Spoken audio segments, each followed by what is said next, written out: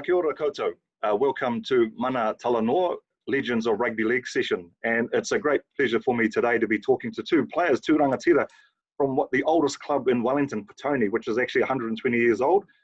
They've both had very distinguished careers, one having played for the Kiwis, the other the New Zealand Māori rugby representative, both represented Wellington, and also have the distinction of having played in the first national club winning team final.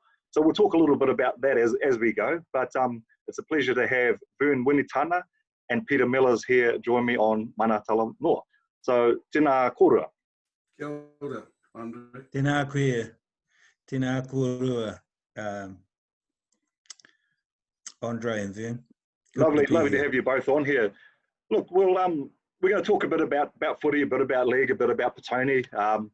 But let's start off. Let's go back. I'm really interested, and I'm sure people that tune into this to know about where you're from, your background, and perhaps starting with you, Vern, your whakapapa and your links, your family links. Yeah. I think the simplest way to place it is that on my father's side, I can whakapapa to a dozen Central North Island tribes, from Ngāti Maniapoto all the way across the other side of the island to Rongamawahine and down into Kahingungu. On my mother's side, Taranaki Whānui, but also heading up into France, England, Ireland, Germany. So yeah, a bit of a mongrel, a bit of everything actually. But basically brought up at Waifetu Marae and also at Waikare Moana. Fantastic. Well, that's a great whakapapa because you can wear many jerseys when it comes to the World Cup by the sounds of it. So you'll be able to find your links there. And for you, Peter, your family heritage, your background, your whakapapa. Yes, on my Māori side, I whakapapa to Ngāti Porou. I'm a descendant of Jose Manuel. So I have whānau in many of the league clubs here in Wellington, Wainemata, Purirua, Harbour City, and obviously Petone. And so yeah, so that's my Māori side, is Ngāti Porou. And on my father's side, my father came from the north of England, from Durham, and yeah, he was an Englishman. After the war, the ship come to Wellington, he jumped off and he met my mother, and a relationship developed, and I was born in Upper Hutt, and then we travelled to Purirua. So that's a little bit about my whakapapa. Fascinating. And look, with you, Vern, like you're saying, you've always grown up at Waifetu Marae, so always been around that community. I understand before playing for rugby league for Petone, for the Panthers, you actually started off in rugby union. You want to tell us a little bit about your kind of background from being at Waifetu Marae and then sort of at Petone Rugby? Actually, in the 50s and 60s, I was playing for Randwick at schoolboy level, and then there, in the late 60s, it was told basically you can't play rugby league, and so I ended up playing rugby, and exclusively rugby at college, and then but while I was at college working at the Gear Meat Company, I would always play and train with Petone Rugby League. And then the Wellington Rugby Union banned me from playing rugby, and I had to apply for a reinstatement back into rugby because they'd heard that I was training with Petone Rugby League in those days, you know. So there was quite a bit of tension in the late 60s and early 70s. Left college, played exclusively rugby for a number of teams, and ended up with Petone Rugby in '73 and played for 4 years, and then left and played rugby league for Petone Rugby League in 1977. Wow.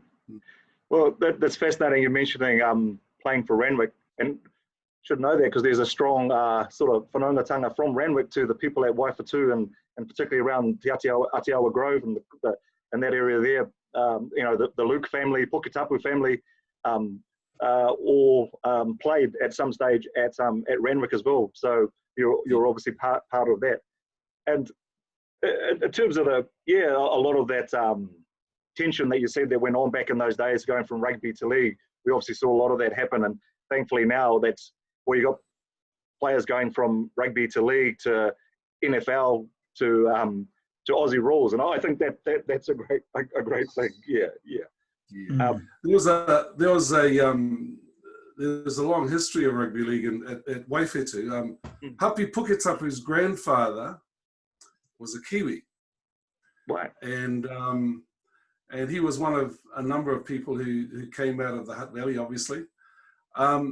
There's been a few mentors in different sports at Waifetu, and that's really because of the encouragement and support of the community towards sport and activity.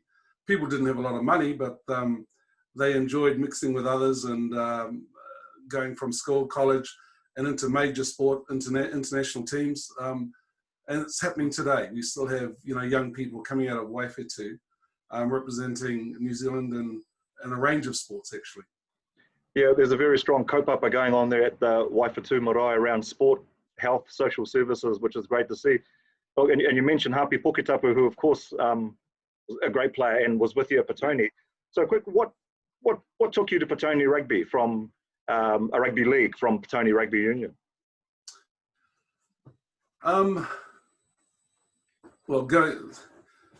When I left school, I played for a club that won about 2 games in about 3 years.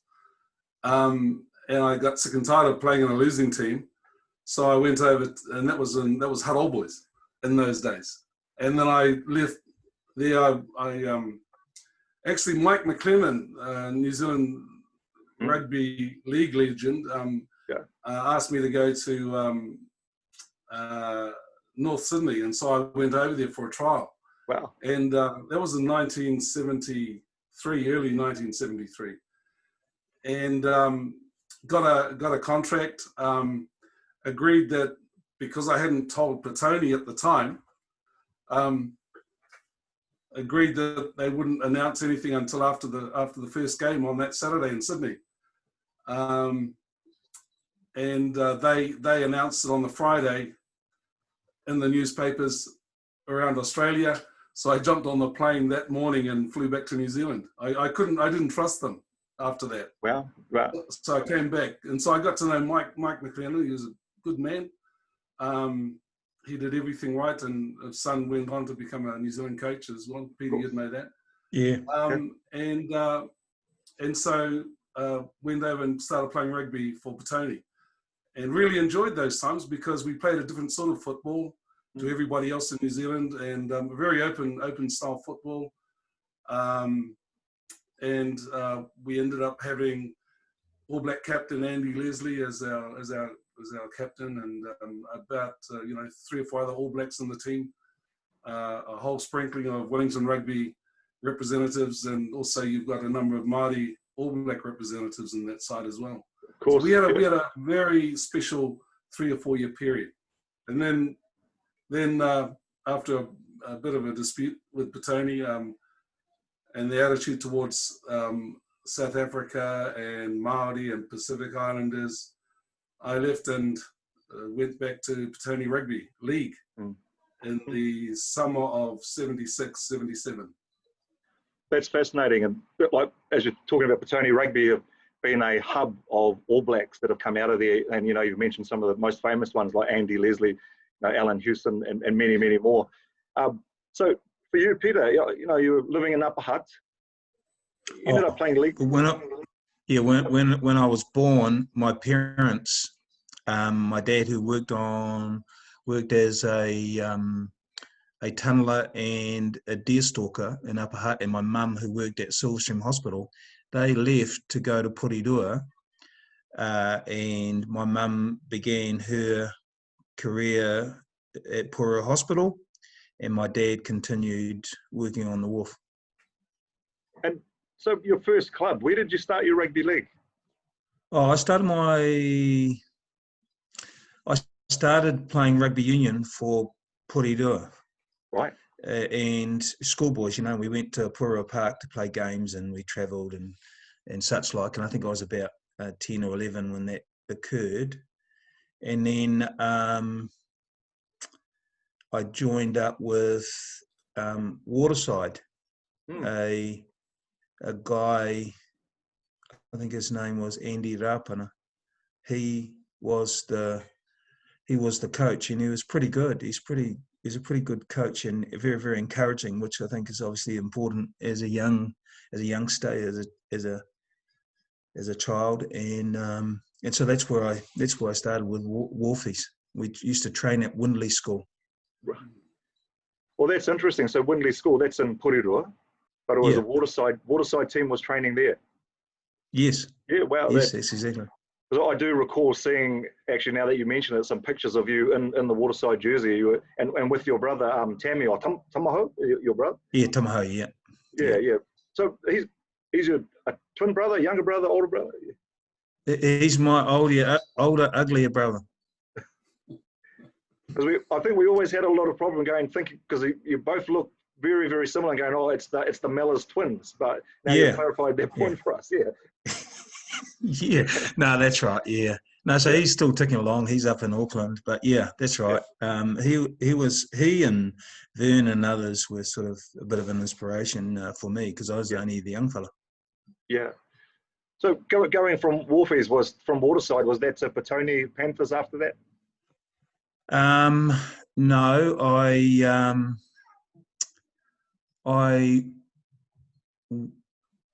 I went and played rugby union for Porirua College, and there was a bit of stigma going on there, so I could play rugby. I played schoolboys, like on a Saturday morning. I played first 15 for Porirua College on a Saturday afternoon, and then on Sundays it was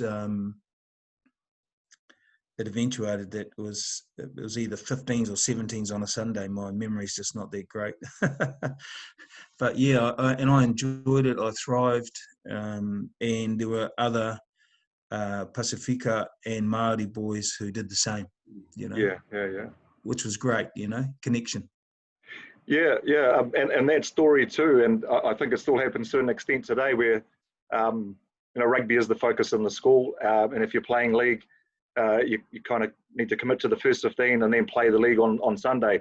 And I know that happened through our era, and probably still continuing now. So that's right. That's an interesting part there, Andre, because when I came to my first 15 game for Porirua College, I said to my coach at the time, Dennis Latham, I said, Dennis, I haven't got any shorts. He went out and brought me some new shorts, and I made that commitment, and I thought it was a pretty good thing that that happened, you know. Yeah. Because I couldn't afford the shorts. So what was the thing that took you to eventually, playing premiers at Petone? Were there some mates that dragged you along there, or what happened is Wharfies, who were skippered and coached by John Huna, a former Petone player himself. Yeah. We played Petone, where Petone were going for, I think, 4 in a row grand finals, and we beat them. And the very next year, I left Waterside and went to Petone to, I suppose, improve my game. Yeah. Well, we'll talk about Petone now and come over to you, Vern. And we can kind of both all jump in here, but Tony, you talked about the style of play, and I always remember, and been a very skillful, physical, and very daunting, intimidating team to come up against. You know, as you said, one of the few clubs that have won 3 finals in a row, and strong Tainui links there. And I know some of that was through the gear meet, where a lot of young fellas coming down from up north were looking for work, and you know there was a connection for Petone. Just wonder on your reflections around those kinds of things, Vern. Yeah, the what was really neat is we had well, Clark Tarawhiti was one of our biggest influences, obviously, as our coach, but we also had a really good selection of older hands and young enthusiastic people, and we're able to blend in, if you like, quite a dynamic team dynamic to bring out the very best. And but it did take a little, it runs in a bit of a cycle, I think. I mean, you could see it building, and the success built success, future success. But the key elements were some mature older players having a really good influence on some of the younger ones, and obviously looking at developing the skill sets that were required amongst different parts of the team. The forwards, there was always a natural aggression amongst all the forwards, and then you had some really skillful backs who could also put on a display. And I think there was an open attitude towards football. It wasn't any one particular style. And then we had, you know, the injection of young guys like Paul Eki from Auckland, who came down to join us. They just brought a different sort of element to it, you know. And I think over the years we've actually brought in other people from different centres that have been attracted to play for Petone. They've brought just their own special style, which others have fed off. So yeah, that's a general comment. And we also had people who had been around the scene for a little while, and really put their hand on the young ones coming through. And Mike Edmonds was one of those people who had a big influence on us. They also brought in some individuals like Twist Wharekura, Knox Tohiariki, you know, who came in, and even people like Victor Bracken, who imposed their own sort of system and style on things. That's what made, I think, the team quite exciting and got the results that we did. Yeah, I recall people like Clark Tarawhiti who were quite innovative and weren't afraid to try things, you know. And I can always remember, and the Australian League were doing this too, but there's something Petone adopted, which is the kind of tap penalty moves where you had a wall, and Mike would hide the ball up his jersey and run one way, and everyone would run the other direction, and it would be exciting to watch. It'd be always trying something new. Certainly a big part of the game for Petone. And for you, Peter, like your time there, you obviously made the Kiwis when you were playing for Petone, and I think along with Nolan Tupai was that round about the same time in '82. Yeah, that's right. I made the schoolboy Kiwis initially in 1974, and that was an exciting time. We went on a New South Wales tour. But coming back to Petone, the thing that was particularly helpful for me was the variation of training and training styles. Mark Brandon introduced a lot of stamina type training. Vern had the martial arts background and taught us about the value of flexibility and stretching, and I think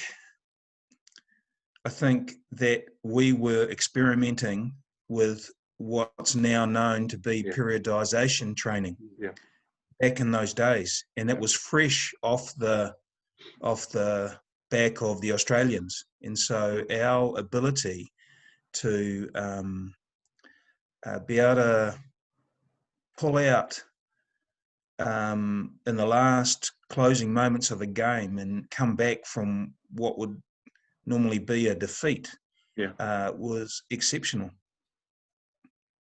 Yeah. Yeah, look, some of the people you mentioned, they're like, firstly, Mark Brandon, exceptional speed. Remember him in the gap, he's gone. You couldn't catch him. And like you were talking about too, Vern, players that came to the club. I remember the likes of Arnold Hemmer, who came over from Taita, and brought a style of aggression to fullback as well that was there. And, you mentioned Twist Wharekura, and it was something back then that we would see, and it was something you probably saw in the Eastern Suburbs Club. Big backs, yourself, Vern, Mike, Twist Wharekura, next to each other in the back line and could run quick. Yeah. And I know these days you're seeing stats on players that are coming out and they're talking about size and speed. And I was thinking, actually, we had fellas running around like that back in the day in clubs like Petone, Eastern Suburbs in particular, and it made for exciting football. Look, we have to touch on this. You're obviously the first club that won the club national final in 1982, up against my old club Randwick at Petone Rec. That was a huge occasion, and so it'd be good to have a little reflection and cordial around that. Vern, your thoughts on that game? What stood out for you? Some of the key moments, and maybe even the build up to that game. I think the build up to that game started probably a year before. We got a small group of us together, and I'd been hearing whispers about a national club competition coming up, and from a friend of mine who was a reporter, journalist, and that got me thinking. And so we got together with Mark Brandon, Pete was there, Clark, Mike Edmonds, and a couple of others, and we mapped out basically what we thought would be a campaign to take us to the very top. I think the New Zealand Rugby League generally didn't. They always expected that it was going to be held, won by Auckland teams, but we knew we had to go through various stages to win the Wellington competition, and then progress on to play in that particular competition, the national club competition. And so really it started a year before. There was a bit of experimentation, I think, Pete, with different players in different positions. Yep. What we did do, though, is we had a very tight group of people who were prepared to sacrifice quite a bit, actually, to be at various games and things. I know.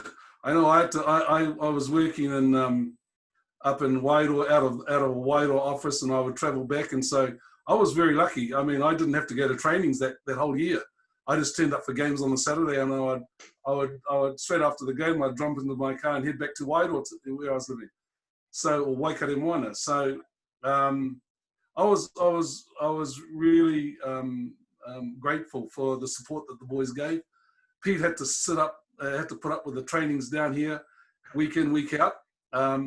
But we persevered, and we were able to stamp our authority on a play, if you like, on teams all around the country. Mm. We had two close calls, Pete, one against up in Auckland at Carlisle Park, and we only just scraped through there with a Nolan Tupaia last minute. Mm. But we also have to pay tribute to the opposition that those semi-finals and the final brought out of us all, really. Yeah. Mm. I mean, we were up in the first half, and then we were overtaken in the second half, until the final minutes. But that's a tribute to the sort of the quality of players that were around at that time.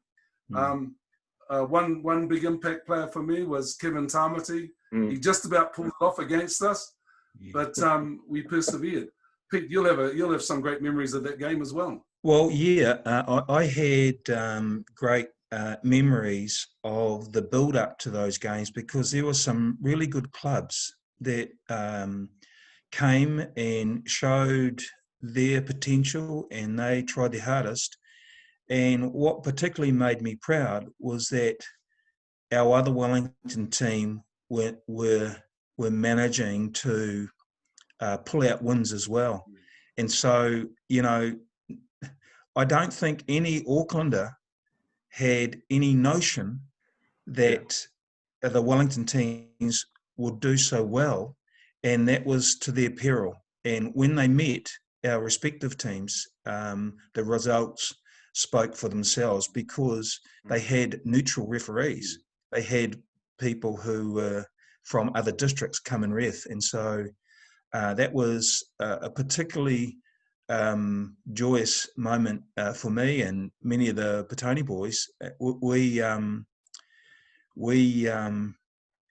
were proud to fire up against one of our own clubs. And I remember Karewa Arthur came and gave us the karakia before the game. There were some people, Vern, as you can remember, that were spitting fire after that karakia. You know? Right. And so, man, it was just amazing to get to that point. But along the way, there were some good teams that Randwick knocked off, some Canterbury teams, some Auckland teams, and just getting to that final, that was a victory in itself. Yeah, I like what you mentioned there, Vern, acknowledging the teams that came through. So, you know, one of the things with that competition back then, I remember that we saw clubs like Manga Tainoka from, you know, who got to play on TV. And what does that mean for a small town that, you know, that's got a lot going on that's not so good? And you got their league team on TV, on national television.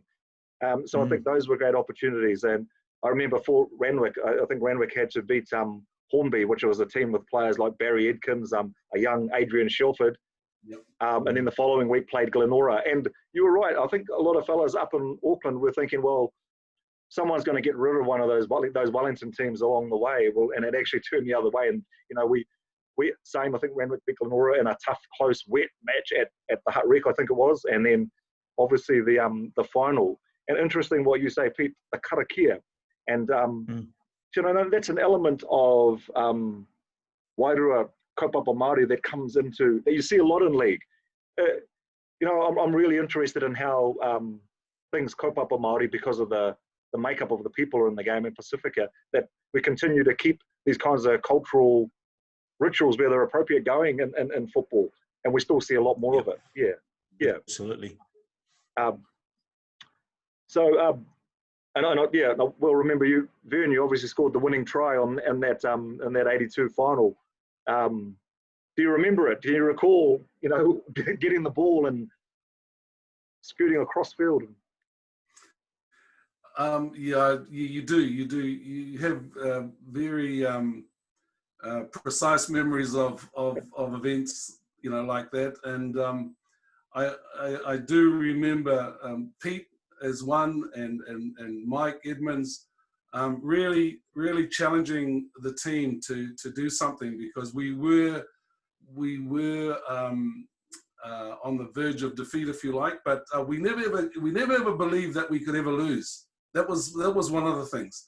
There was never ever in the thoughts of any of us. And then right to the very end, there was Pete and Mike and others, you know, challenging us to keep going, you know, and then at the very end of it, there was a mistake that was made. We capitalized on it. It forced people like Victor Bracken to bring out a touch of brilliance with a short reverse pass, and then they spun it back the other side. And then, you know, people said, well, there's the line, go for it. And, you do remember Brother John sitting there and just waiting to tackle, you know. So, and then everything else that just unfolds, you know. I thought, oh, well, I can celebrate this particular try this time. And, you know, the exuberance of all the spectators around the side, right through to the presentation afterwards, right through to the celebrations that night, Pete. And what followed, you know, and you know where that sort of prize kicked off a fundraiser for the club to get out of the Corridor club rooms or tin chat into something a little bit better, you know. And so it brings back great memories. Pete just being in the same team with Pete, he's about 10 years younger than me, I think, or maybe not that much, but he's still playing, you see. And so those are some of the memories, some of the legacy that's been left, and Pete's continuing it on in the rugby league world right now. Well, that's awesome to move on to, Pete. You are still out there, the Masters Rugby League competition that's going on. Somehow I got talked into putting on a Randwick jersey last week. I feel like I've been in a car accident for the last week walking around, but it was fabulous to see the players there from way back, and the whanaungatanga. Just interested to hear your thoughts, Kalik, about that Masters energy and that tournament and the competition. It's good. It's good to be involved at a local level, international level too, Andre, with the Masters. And for anyone who doesn't know, it's the fastest growing grade across the country, and it caters for all ages from 35 years upwards. And so it's really good. Our contingent of clubs that participate fortnightly is a great thing, and it's helped alleviate some of the health issues that arise for people who are more likely to lead sedentary lives. And so getting the guys out, even the guys who may not participate on the field but might come and do strapping or run the water, that's a really good thing to see as far as I'm concerned. And, you know, in this day and age where sport across the board has diminished somewhat, the membership has diminished, to see that group flourish as well as they're doing is really warming as far as I'm concerned. Well, and I think there's a couple of things. One, certainly around the health and physical health, but there's also the like I saw people around the sidelines there who are unseen for years. They weren't playing, but they were there being whanaungatanga with all their mates. I think that's important for our tāne, for our men doing that. And then as a model of, you know, we've all seen where league is at the moment compared to back in the day when you were playing, and not wanting to dwell on that, but we need to have new models of how the game might be played, how things might be structured, and that, you know, that having everyone at the same ground has strong appeal. And certainly the other side of that is the income that goes back to the club afterwards that follows. So I think that's great. Yeah, it's good. And it's connection, you know, it's social connection. Social connection, you're right. And for you, Vern, you know, way back, you had involvement with martial arts. Are you still doing that? And you also had I'm not sure if you're still involved with handball and those other sports. Yeah, we're still teaching. Our club's still teaching. I started in 1973, and we still have clubs in the Hutt Valley at the moment, and also in North Auckland, in karate. Handball, still supporting handball, fostering handball, I suppose. And you know, one of my girls is a national coach who's for handball. She's just got a team that's qualified for the World Championships. That's the world's women's largest sport. Wow. Handball for women is the more women play handball than any other women's sport, and so it's quite a big deal. First time a young women's team, under 18s team, is qualified for the World Championship. So we're still fostering that, still trying to support that. But really pleased to hear, Pete, about your ongoing involvement. I think rugby league is in the doldrums at the moment. It does need a big injection. It needs a different model, if you like, to develop the game, the sport, before we have to try to reinvent it again, actually. You're right. Hone Harawira's got his own rugby league competition going up in the far north. Yes. And I also think that Māori communities and iwi should take a greater responsibility for promoting the sport as one part of the community. Why? Because it does all the things, Pete, that you've been talking about. It's about the health and well-being of our people. Our people are going to continue to take part in it. Then we should actually invest in that. I agree. So we've been talking to some iwi leaders about that particular possibility. Up and down the country, they can invest in that somehow. It'd be good to see you, Vern, put on the Petone jersey. We do have an international Masters tournament in Queenstown next year in October. So there's plenty of time for you to do some conditioning training. Well, I've heard that, Pete, before. The last time Pete got me to come out, I snapped my Achilles and I was out for 9 weeks. And so I limped around for a little while and the doctor said, no, the surgeon said, no, if you do it again, you'll go under the knife. So it's healed up really well. I still go out running. I still, do a whole lot of things. I'm working all the time. So, yeah, we'll see. We'll see. Okay. Yeah, they've got those yellow shorts, although I don't think everyone always sees the yellow shorts when you run at them and touch. But look, it's been wonderful talking to you both, to be able to reflect on, firstly, your own careers, your own families in whakapapa, the Petone Club, and looking at things like where can models like Masters, where can other sports help out rugby league. I think we've got a lot to learn, that we need to learn to help take the sport forward. So really honoured and thankful for your time to kōrero this morning. So ngā mihi nui kia korua e ngā rangatira. Thank you for your kōrero. It's been a pleasure on Mana Talanoa. Thank you. Tēnā koe. Tēnā koe. Aye.